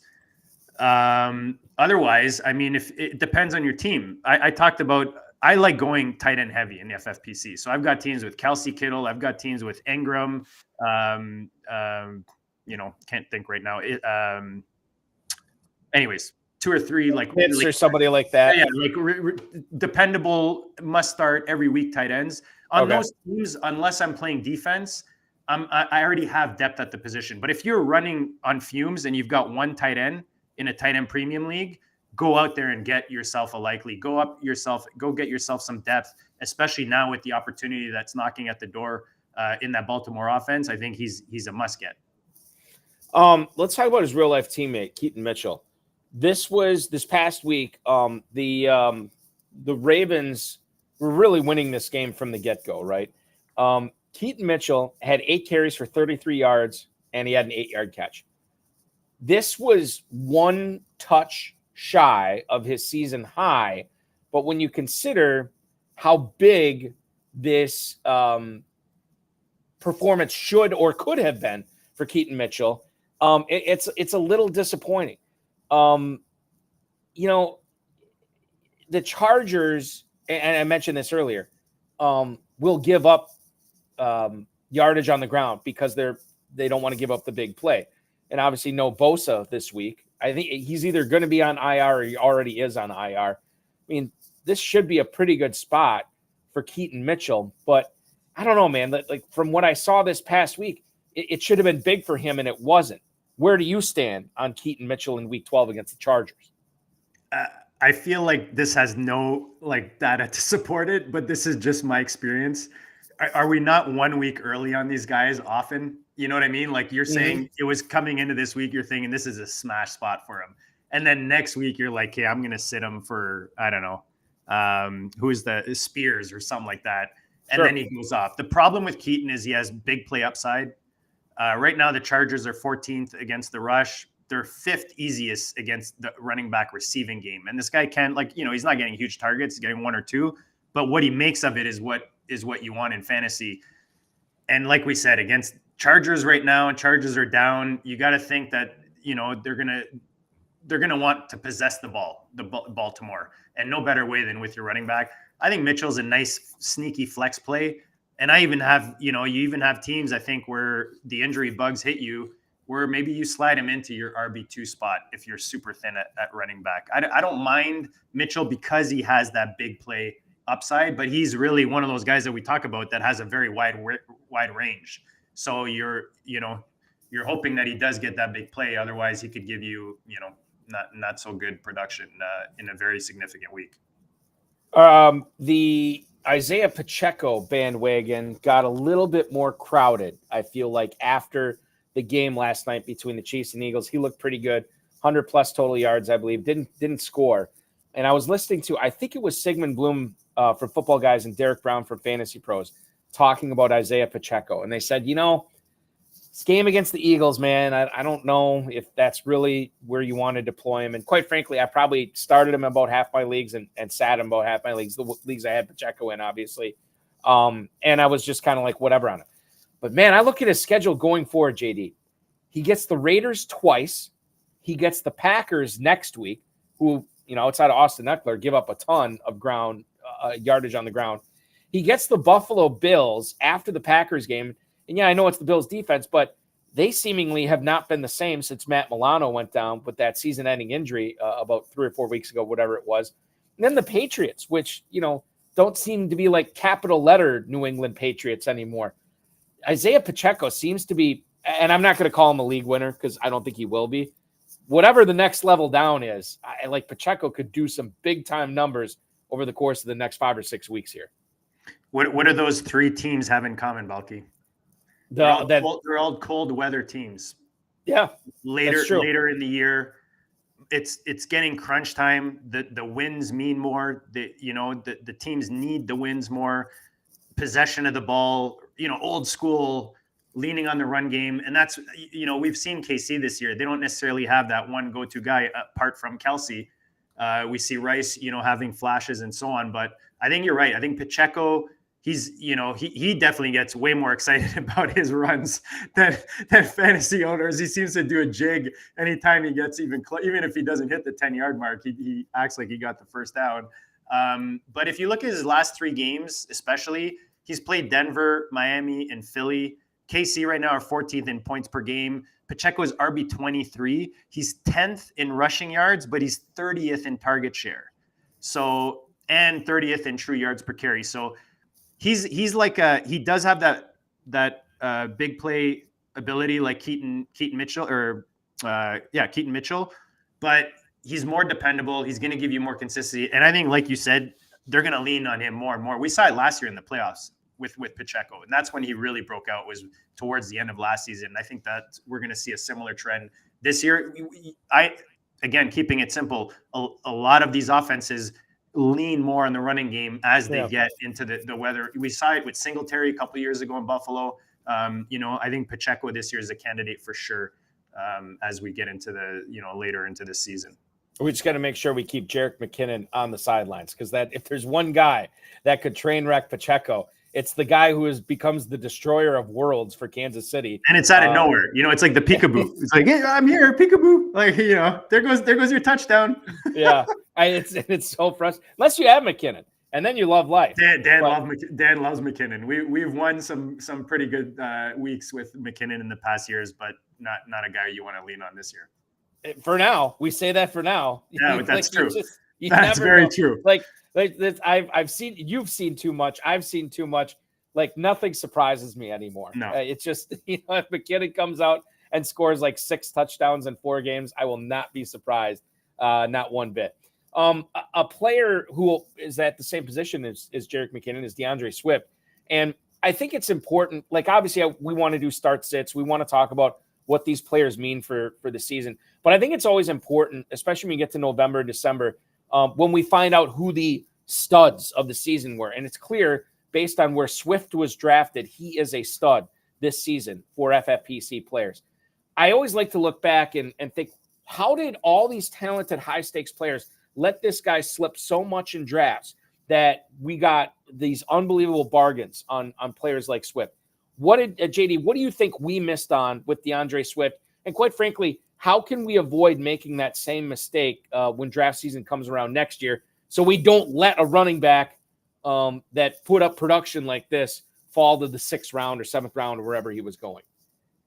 Yeah. So again, sometimes you got to keep it simple when it comes to fantasy. And I find that is probably what most success is, when I keep it as simple as possible. And tying your running backs to good offenses is always a smart thing. Dan and I got Swift for our 9-2 main event right now in the 7th round.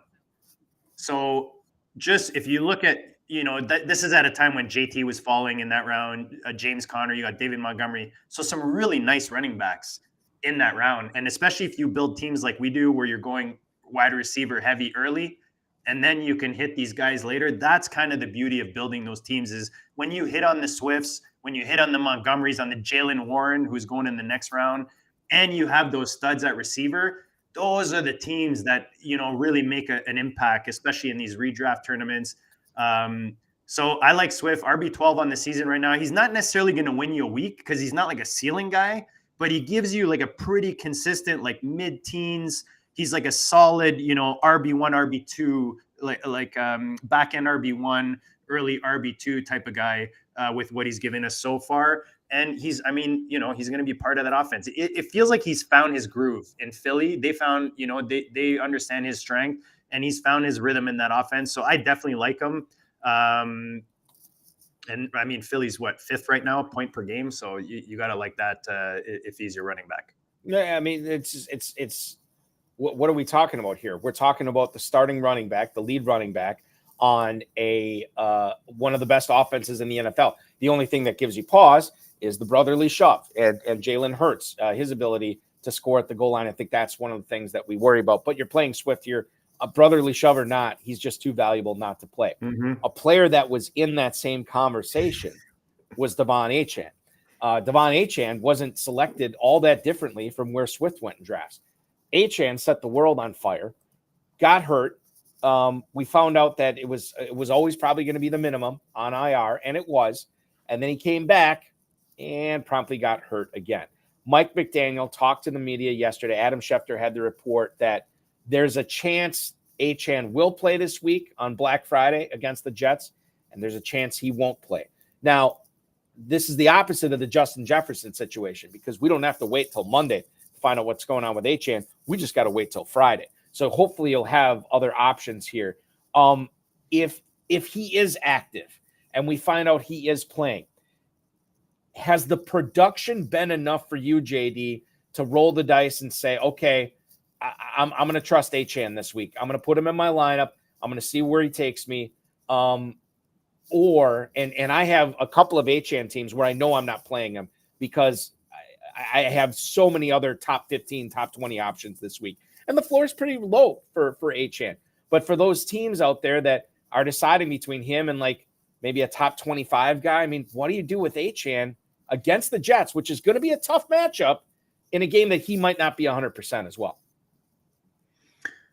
Yeah, I mean, this one hurt. Another guy, we were high on in the district, especially when the Dalvin Cook rumors were hitting. Achane was such a smash in drafts just because he was falling. People were expecting Dalvin to go there and take over, and it's hard to sit a guy like Achane in that offense, a team that can put up 70 points. And I mean, he's won weeks. I've got teams with him, Tua, and Hill. Actually, the Scott Fish Bowl, I've got those three. And I mean, I could have those guys go off and sit the rest of my team, you know, and still kind of win the week. So when you have guys that have league week winning upside like Achane does, I feel like because of what we saw last week, I don't think they play him unless they know for sure. And I mean, what does for sure really mean? But I'm just saying, like, I feel like they're going to be more cautious this time, considering he went in and got hurt right away the last game. So for me, I'm happy if I'm you right now, and I don't have to depend on him. And I do have those studs, maybe JT's back or something like that kind of moves up, and is able to fill that spot. It's really hard for me to sit Achane if I know he's playing. All right, let me throw this at you, JD, because I know I off the top of my, and this might be more than 2 leagues, but I know at least in 2 leagues, I'll face this choice. Do I play Achane this week against the Jets, or Kyron Williams, who is expected to be back for the Rams this week? Because that's a decision I'll have to make.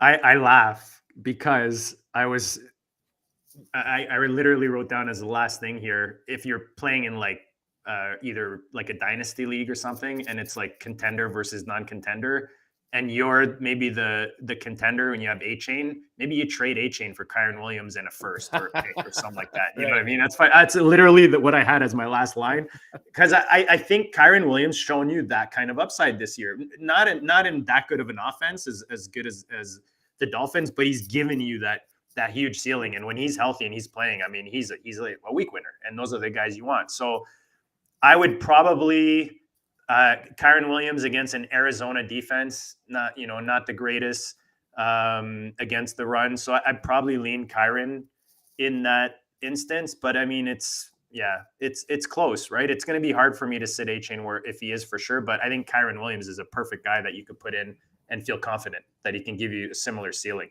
Shout out to Bill Hollywood hanging out on YouTube right now. He said he'd play Keaton Mitchell over Devon Achane this week. And I think we say like, whoa, really? But at the same time, just because the dude is active doesn't necessarily mean he's going to get a full complement of snaps too, which is, I think, another thing we need to explore. Not that far off. You've got Mostert, you've got Edwards, very kind of similar in the sense that they're not necessarily going to be the number one guy that's leaned on, but they have that big playability. Tank Dell, speaking of rookies here, has been unbelievable this season. A guy that, I'll be honest with you, I didn't see this coming. I wish I had him in more leagues. I have him maybe one out of like 24 or whatever. It's crazy to see what he's been able to do, not only on a Houston team that is trying to make strides and grow as a team trying to find its identity and build the culture there. It's a rookie quarterback throwing to him, and he's a rookie receiver, and yet that doesn't seem to matter. You look at him this week, I would imagine that you'd be hard pressed to find 3 receivers on your team that you want to start ahead of Tank Dell. I mean, certainly it's possible, but Tank Dell at home against the Jaguars, and quite frankly, from here on out, I don't want to say he's matchup proof, but it's really, really difficult for me to find reasons to sit Tank Dell at this point in the season based on what I've seen, JD. One thing I love is from pass catchers is targets, right? I talked about it earlier. He's had 11 targets, 14 targets, and 10 targets the last 3 games. You see how this offense is ascending. You see Stroud just getting better every game, going in and beating Cincinnati at home. I mean, this offense is legit, and clearly Tank Dell a big part of that. And being targeted in the red zone, 5 red zone targets against Cincinnati in that game that they won on the road, which was, the narrative before that game was that Stroud was not as good on the road, and he proved people wrong. I think they've got 2 stud receivers in Houston right now. I mean, you got to love if you have Tank Dell or Nico Collins on your roster, but with, 35 targets in the last 3 games, you can't ask for more than that. There's no way you're sitting this kid right now if you've got Tank Dell on your roster. Tyler Soto, our producer tonight, said that he tweeted this out last evening. It's going to be a Chiefs and Texans AFC championship game, and the Texans are going to win. Sorry, Swifties, which would be horrible for the NFL. To have the Chiefs on the national stage to try to get to another Super Bowl and to see C.J. Stroud and who's the head coach there? Not DeMarco Murray, DeMeco Ryans. DeMeco Ryans and C.J. Stroud beat the Chiefs, and that would probably be at Arrowhead too. Man, sign me up for that. Not that I'm a Chiefs hater, but I'd love to see that happen. Just because it'd be nice to get a different matchup, as we get later in the playoffs here. Tim Boyle is starting at quarterback for the New York Jets against the Dolphins on Friday. Dorian Thompson-Robinson is going to make his 3rd start of the year, I believe, this week for the Cleveland Browns. He led them to a victory. Well, he was the quarterback that was on the team that beat Pittsburgh this past week. I don't know if he led them to a victory, but say what you will. I mean, he made enough plays and managed the game well enough for them to get a victory. When you look at these games this week, Boyle against the Dolphins and then DTR's Browns are on the road in Denver. You're not playing these guys unless it's a super flex league. But I think about some of the other, like the fringe guys on these teams. What does it do for Conklin? What does it do for Garrett Wilson? What does it do for Njoku, Amari Cooper, Elijah Moore? How nervous are you about starting some of these pass catchers with Boyle and DTR throwing to him? Very nervous. Undrafted 29-year-old from East Kentucky. Miami's favored by 10, but their defense has been legit. They've been pretty good. Boyle's passing yards. I looked up Boyle, on DK over-under. What do you think his over-under is on yardage? I would say 165, maybe. I don't know. You almost nailed it. 161.5. That's really good, man. That's really good. Take the over. take the over. Miami top 12 in opponent yards per completion. So this is a really tough spot for Boyle. Does it, sometimes you see this like spark with a new quarterback coming in, or I don't know, man. I feel like the players will probably be happy to have Wilson in there, but I don't know that they know what they're going to get out of Boyle. And you talked about Superflex. I mean, I might play a lot of positional players ahead of him in my Superflex spot if it's not a 2 quarterback, right. If you've got like a Christian Kirk or someone like that on your bench, like a Ridley, depending on how good your roster is, I'm probably leaning the player in a lot of those cases. So I don't know how relevant Boyle's going to be. If you're desperate, you have to start him for a reason. You have Watson and I don't know, Cousins or something, and you weren't able to make anything else work, then yeah, you got to throw him in. But I'm not looking to play this guy anywhere. And look, we've all seen these out of nowhere quarterbacks come in and have, any given Sunday production, and you love to see those, but I'm not going to bank on it. It's why we love the NFL. I always say this. It's why we love the NFL and why it's so maddening at the same time. It's a funny. What does Joe Bryant say? I think it was Joe Bryant from Football Guys always said, it's a game played with a funny shaped ball that takes weird bounces. Yes. Weird stuff happens. I remember hearing that. Yep.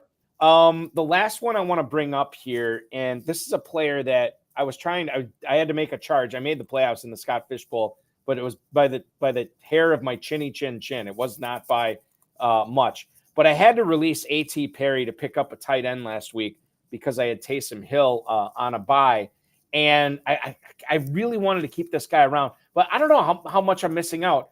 And then Michael Thomas gets placed on IR today. So I would imagine that this is a boon for him. 56 snaps against the Minnesota Vikings in Week 10. That led the team.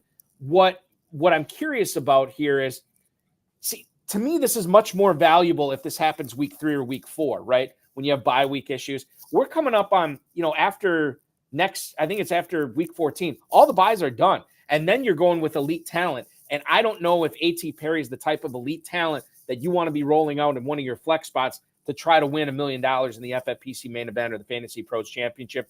Where do you stand on A.T. Perry right now, JD?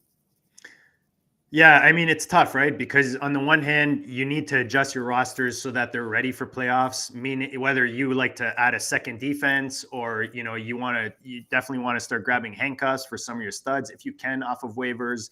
You want to add depth in the right position. And again, the way I build my team, depth at receiver doesn't necessarily always help. Having said that, there aren't that many, great pickups off waivers these days. So if A.T. Perry's still on waivers and you've got like a dud on your bench who hasn't done anything, he's injured. I'm trying to think off the top of my head right now who that might be, but someone who just hasn't produced or has no upside. This guy has upside. I think Rashid probably is the first to benefit from the MT injury, but I mean, what is this? Week 10, against Minnesota, he had 4 targets, including 1 in the red zone. So 2 receptions for 30 and a touchdown. I mean, that's pretty good for a kid that, comes into this offense this late into the season. So he's a nice depth piece. Like you said, I don't want to depend on him, but if you have, you're able to do it on waivers and pick him up, again, maybe you're playing defense against your opponents, but I'm not going to break the bank for him, put it that way. And the other thing to keep in mind, too, and not that Olave would go down. I don't want Olave to go down, knock on wood. But if he were, I mean, where do the Saints turn to run that offense? Is it just going to be some weird hybrid Taysom Hill and Derek Carr is like out of a job where Hill's just running the option all the time? I mean, Juwan Johnson's not a threat at tight end. Rashid Shaheed can threaten you deep. I don't know if he's a polished enough receiver to run the intermediate stuff. And then Alvin Kamara is like, he's the captain, dump off. I'll take it. 13, 14 catches a game out of the backfield. But I don't know if you can run your offense like that. I think Alvin Kamara even said you can't run your offense like that too. So you can see the path where A.T. Perry could be good this year. But again, I would try to load up my team with injury away running backs rather than A.T. Perry this time of year, at least. That will complete Where Do You Stand on tonight's show. It's going to complete our third segment of the evening. We're going to get to our fourth segment, lineup advice from JD from the GOAT District. We're going to talk about Devin Singletary. We're going to talk about Kyler Murray. We'll get into some Jake Ferguson stuff as well. Who would you play? Who would you start? What are you doing for Thanksgiving for these games? That and much more. This is the High Stakes Fantasy Football Show on the Better Sports Network. I'm Eric Balkman. He's JD from the GOAT District. We roll on right after this. Of the NHL games, I had a conversation with Coop A Fiasco yesterday when we were producing High Stakes, and he was talking about playing video games. And I, since he covers fantasy football, I said, "Hey, are you going to be getting the new Madden this year?" And he goes, "Yeah, I don't really play Madden. I play NHL."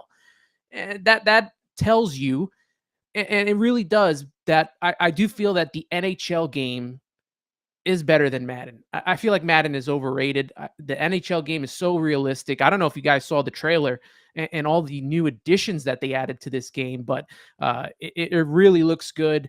I tried finding all the games that I had of NHL, and I thought I had a lot. I only have 4 of them. And that's because I used to live with my my roommate and good friend who, got me into hockey, and we would play most of it in his house. So he has most of the games, but I do got 21. There you go. I got NHL 18. We got Connor McDavid up there. NHL 12, I think, was the start of the new consoles for me. But the big one, the Holy Grail of NHL games. NHL 94 for the Sega Genesis right there. Look at that. Look at that beautiful cover. Look at it. Looks like a VHS tape. That's how good this game was. No, let me stop you right there. So people, VHS tape, if you don't know, it's this like rectangular black plastic with the magnetic tape on the inside. Tape's this big. You put it in something called a VCR. For a little while, there was something called Beta. It didn't last too long. Look at this cartridge. I mean, they're not cartridges anymore. They're either discs or those little memory cards. But man, that thing is thick, right? And you don't even need a cartridge or a disc anymore. You can buy the digital version. And then you got Ron Barr on the book. I mean, he used to be always in the intro telling you about the team and what was going to be happening in the game. So, NHL 94 is by far my favorite game, sports game. I love that game. The High Stakes Fantasy Football Show rolls on here on the Better Sports Network. I'm Eric Balkman from the High Stakes Fantasy Football Hour, the Road of his High Stakes Lowdown, and of course the Fantasy Football Players Championship. He's JD from the GOAT District. Listen to him and watch him on the GOAT District podcast on the Player Profiler Network, as well as the GOAT District YouTube channel. Want to mention this too. Fantasy Alarm All-Pro subscription is available for you right now. Get it today and unlock all the content for all sports, including the annual draft guides, one-on-one expert access in the Discord.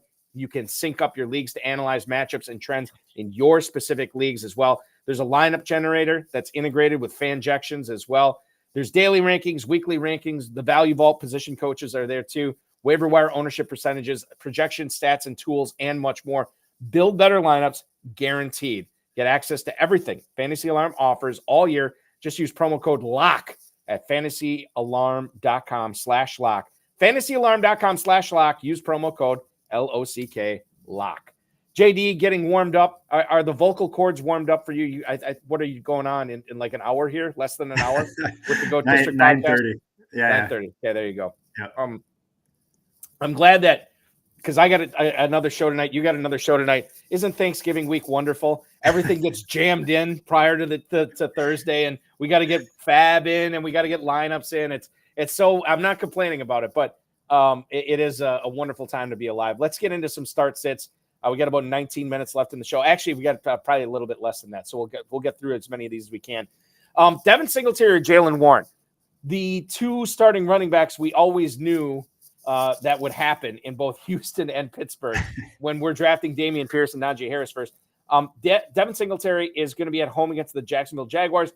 Jaylen Warren goes on the road to Cincinnati. We found out a couple of weeks ago, Mike Tomlin, or at least Jaylen Warren told the media that Mike Tomlin told him he was the starting running back going forward. Quite frankly, for fantasy, we were already starting him as the starting running back. But we have seen Najee Harris's uptick in value go up, uptick in production go up a little bit here. If you could only play one of these guys, I'm assuming Pierce is going to miss this week. Again, it's Tuesday. Anything is possible. But we're assuming Pierce is out. Would you play Singletary over Warren this week, JD? Yeah, this is a tough one, right? Because they're both coming off of good weeks. You've got the Matt Canada firing, so you don't really know where this, Warren took over the offense with Canada, on the field, calling the plays, but we don't know what that's going to look like. It's kind of like I talked about earlier with the new quarterback coming in. You don't know where they're going to gravitate. So if Pierce is out with the way that offense is rolling and Singletary's got the backfield to himself, I'm probably leaning Singletary unless we get word somehow between now and then Tomlin comes out or whatever and says that, Warren's the guy. But it's going to be hard to not have Warren in after, what he's given us. He just looks good, man. And he's got that big playability that we're talking about. So I think either one of these guys are good. The biggest difference for me is Jacksonville 4th against the run, Cincinnati 31st. So that's where, maybe you might take that into account when you're, deciding with your start sits. But right now with Pierce out, and then like you said, Harris, maybe more of a 50-50 split in Pittsburgh. Maybe you lean Singletary for this specific week. Maybe. Although I think it's Warren for me right now. The disparity in the matchup for the defense there is so big. I think I'm leaning to. It's one of these things, and we've been talking about it, all episode. Ask me tomorrow, I might change my mind and say it's Singletary over Warren. Right now, I'm going to say Warren over Singletary, but it is razor sharp. We had some. I don't want to say breaking news. It's not really breaking news. This took place roughly. I don't know how long ago this was. I had less than an hour. Estimated practice report for the Seattle Seahawks. Geno Smith got upgraded to limited practice this week. And this factors into our next question here. Knowing that Geno Smith is limited in practice today as an upgrade, would you rather play Tyler Lockett, who's going to be catching passes from Geno Smith this week? Tyler Lockett taking on the Niners Thursday night at home against the Niners, San Francisco. And then you have Chris Godwin is the other one in this conversation here. Chris Godwin, who is going on the road to take on the Colts. JD, which is the correct start there for Week 12? Yeah, another tough one. These are all tough ones. They're all pretty close. I mean, Lockett right now is out targeting Godwin. Targets is usually the first thing I'm going to look at. He's given us wide receiver 8, wide receiver 12, wide receiver 6 this year when I'm referring to Lockett. But Godwin, other than a wide receiver 10 week in week 4, he hasn't given us anything better than 16 points in a week. So. And it kind of looked like Godwin tweaked something. I don't know. I was trying to look up to see if there was some kind of update, but there's uncertainty on both sides. So I'm probably going to lean Lockett just because he's been performing pretty well this year. You got to think if Gino's able to play, he plays and gives you, if obviously if Lock is playing, that'll change it. But if Gino looks like he's leaning towards playing, I'll go Lockett between the two. I think it is Lockett for me right now. Like you mentioned the target aspect of it, and I tend to gravitate towards that as well. Like who's getting the ball, who's getting the volume, Exactly. and I lean towards that quite a bit. Dom Gazzetti said he'd lean towards Tyler Lockett as well. Hufanga, I forget his first name. I think this is the dude who just tore his ACL. He's out. San Francisco's defense is weakest against the wide receiver position. Bill Hollywood is also leaning towards Tyler Lockett. Gazzetti saying they're going to have to throw. Seattle will, and he's probably right. No question. Let's talk about Chris Godwin's teammate on the Tampa Bay Buccaneers. It is Cade Otton here catching passes this week, as he does every week from Baker Mayfield. Would you rather start him, and we'll assume FFPC tight end premium scoring here, Cade Otton, who is, again, at Indianapolis, or Pat Freiermuth? Now, Freiermuth is a guy that has not, to my knowledge, not been taken off IR, right? Or has he been taken off IR? Now I'm not sure. I thought I had him up. Let me just pull it up. I know he's coming off injury, but I thought he had gotten in for very limited last week. Let me just pull it up here. Week 11. Yeah, he had 1 target, 1 reception for 7. Yeah. All right. So now you have a situation where you can go with the upside with Pat Freiermuth, or you could roll with Cade Otton, who, does not have the ceiling that Freiermuth does, but at least you would like to think he's going to get more than a catch. Your thoughts? 17 targets for Otton in his last 3 games. That's all I need. I'll take Otton. For me, this is something I learned from Dan. A lot of times these guys coming back from injury, for me to trust them, I need to see it. Especially if I have a better option. Otton has been money right now at tight end, especially in tight end premium with that volume. Tight end 18 so far points per game versus Freiermuth tight end 27. And then again, we have this new offense. We don't necessarily know what it's going to look like, with Canada gone. So give me Otton between these two for me. I think I'm going to roll with Otton as well. I like it. This isn't a perfect analogy, but like, I liken it to baseball pitchers in fantasy coming off injured list stints. Like I typically, unless they're a super duper stud, I really don't want to use them in that first start back when they come back off a rehab assignment or off an injured list. And it's kind of like the same thing, especially with a player like Freiermuth. I'm fine with him blowing up this week, but until I see it, I feel like I'm really rolling the dice, and you don't need to if Cade Otton's your other choice here. So go with Otton there as well. Okay, here's an interesting one. Now, this is a player who was hurt most of the season, Kyler Murray, who we've already seen do it. Like, he came back and he looked good doing it. He was keeping his teammates involved. He was getting rushing yards coming off the ACL. He gets the Rams at home this week. If you could play him or another guy who's at home this week against the Green Bay Packers and Jared Goff, who would it be, Goff or Kyler Murray? This is actually, for me, this is a coin flip. You've got Goff, 7.5 point favorite. He's, again, over under 1.5 TDs, 255 yards, and 47.5 for the game. Whereas the Arizona game is at 44.5, the over under. It's a +1. So it should be a closer game against a divisional rival. Again, it's super close. If Detroit's defense was better, I would lean Kyler, but Detroit's defense has been kind of going the wrong way, which would only help Goff and increase the passing game. So it's a tough one. I think I lean slightly Goff right now, but honestly, you could flip a coin. Murray gives you that running upside. He's coming back. He's fresh. Those we've seen those LA Arizona games get pretty high scoring. So again, maybe a slight lean Goff right now, but I'd play either one of these guys and I'd feel comfortable about it. I think they're both good starts this week. Bill Hollywood said he loves Goff, but if he had $1 million on it, it'd be Kyler Murray. It's Kyler Murray for me, and here's why. Here's what tips the scales for me. I have seen numerous teams take on the Packers this year, and the Packers are just so desperately afraid of giving up big plays. They do not want to give up big plays, and as a result, you can really rip off 5, 6, 7 yard chunks of yardage against them on the ground. Lions have 2 really good running backs in Montgomery and Gibbs, and they have a really good offensive line. This, to me, is the type of game where the final score, maybe the Lions win by 10 or 11, but it's really never in doubt. I think Montgomery's big this week. I think Gibbs is big this week. I think Goff is solid, but I think Murray, to me, has the higher upside, and I think they have similar floors. That's why I'm going to go with Murray, although I don't think you're wrong in your analysis on either one of these players, JD. I believe in that Lions rush defense, and I give very little credo to my Packers rush defense this week. That's right. I forget you're a Packers fan. That's right. Yeah. It's gonna ruin my Thanksgiving. And sometimes it's just a matter about like, how do you feel about the Thursday game, right? Some people just hate putting in that starter on Thursday and then feeling it all weekend, and they just prefer, There's that, and then there's some people that love putting in that player on Thursday, because then the national TV, I get to sit back and pound turkey and watch this. So live every play, live every play, exactly. Yeah. Brian Robinson or Cortland Sutton this week, as far as a flex position goes. That's our next one here. Brian Robinson looked all right last week, actually, and he gets the Saints this week. That game is in DC, I believe.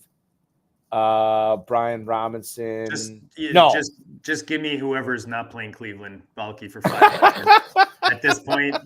Allowing the least points in the league, Cleveland. For me, give me Brian Robinson. Brian Robinson. They're at Dallas. My mistake. I don't know what I was thinking. So you say Robinson over Sutton. I think it's close. I think I'm going to agree with you, but man, Sutton's been hot. It's super close, too. Yeah. I don't know. I'll say Robinson, and then when I do my show at 10 o'clock tonight, I'll probably say Sutton. So that's probably how it'll work out. Right? Two players. We've touched on both of these guys a little bit here for our next one. Again, we'll assume FFPC tight end premium scoring. Jake Ferguson, Thanksgiving, that second game of the day, as he is at home against the Commanders, or Rashid Shaheed. Again, this game for the Saints is not going to have Michael Thomas.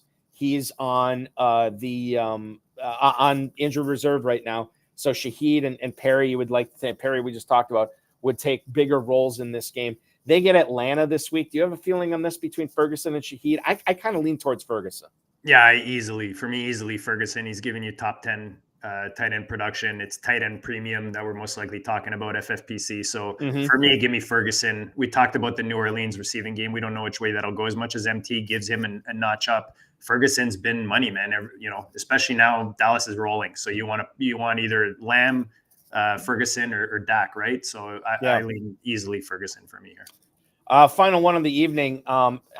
First of all, let me ask you this: how many Evan Engram shares do you have this season? Is it a lot? Yeah, I have quite a bit of Ingram, actually. Okay. I can tell you exactly. FFPC, I've got he's my third most owned tight end. So he's wow. Yeah. Third most owned. Okay. Just curiously, who are the two tight ends that you own more shares of than Evan Engram this year? One is great and one sucks. Jelani Woods and TJ Hawk. Oh, okay. All right. Well, yeah, I mean that's a good batting average right there, JD. I would definitely take that. Engram, Hawkinson, and Jelani Woods is my top 3 tight ends.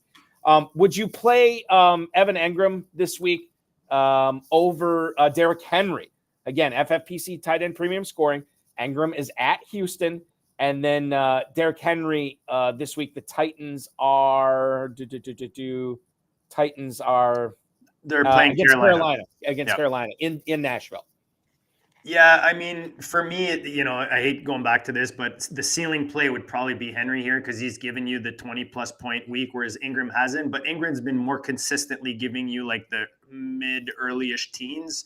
So again, if this is the flex spot and you think you've won the week, you don't necessarily need that upside. Play Ingram. if you need to make up points or, you know, you need to beat the best team in the league or whatever, you're behind going in, then I'm probably going Henry. I think I would probably agree with that. Although I don't know, dude. When's the last time you've been excited about Derrick Henry? It's been years for me. Or anyone in Tennessee. That's why when you asked me the Hopkins one earlier, it was like, ugh, you know, it's painful to play those Titans this year. It is not painful to listen to the GOAT District show, the GOAT District podcast, Player Profiler Network, GOAT District YouTube channel, which is you are going to be going live in 35 minutes, right? Yeah, 9:30 Eastern. Player Profiler. Yeah. Which will be you and Dan Williamson, the overhyped sleeper himself. This is a show that you guys do each and every week during the NFL season, or are you also in that time frame during drafting season as well? Yeah, so right now it's for the season. It's the first year that we joined the Player Profiler Network. For now, it's during the season, Tuesdays 9:30. Everything else you'll find on the GOAT District channel. We do a Thursday tailgate where we break down the Thursday game, pretty deep dive into it, and then sometimes we'll do like a weekend tailgate. I had John Daigle on a couple weeks ago for that show. So depending if we can swing a guest or fit it in, but yeah, you just follow at GOAT District on the X Machine. You'll get all the updates. Yeah, Daigle was on like literally one day after he co-hosted this show. So he was a busy guy that week too. Tremendous guest, as you know. But listen, another tremendous guest co-host, John Daniel, aka JD at JD GOAT District on the X Machine. Thank you so much for hopping aboard with me tonight. I really appreciate it. Wish you nothing but the best as you chase those $1 million grand prizes, both in the FFPC main event and the Fantasy Pros Championship, and keep up all the great work that you've been doing with the GOAT District as well. Appreciate you, Eric. Thanks for having me. You're a beast, dude. Doing this 2-hour show every week it's a beast, man. So props to you. You're a legend, like I said, and anytime, man, I appreciate I appreciate the kind words, JD. We'll have you back on real soon. I want to thank JD. I want to thank Tyler Soto, our producer tonight. We are back on our normal time slot next week. We'll be back at 7 o'clock until 9 next Thursday. Zach Kruger from NBC Sports Edge and RotoViz will be my guest co-host leading into that Thursday night game. Just a friendly reminder, if you're looking for some weekly action, myffpc.com. Play the FFPC Weekly Challenge there. No draft, no salary cap. Just choose 10 players or 12 players prior to kickoff and just watch them ride throughout the remainder of the weekend. And you can win big money all the way up to $2,500. Enter for as little as $35. Only one player per NFL team. Keep that in mind as well. Thank you so much. I wish a happy holiday season to everybody out there. I know we're sort of kicking it off with Thanksgiving this week. JD already enjoyed his Thanksgiving up in Canada a couple of weeks ago. We're going to enjoy some great football and some great Thanksgiving times with friends and family this week. I hope you do the same. Thank you so much. The Best of the Better Sports Network is up next. We'll be back next Thursday at 7 o'clock.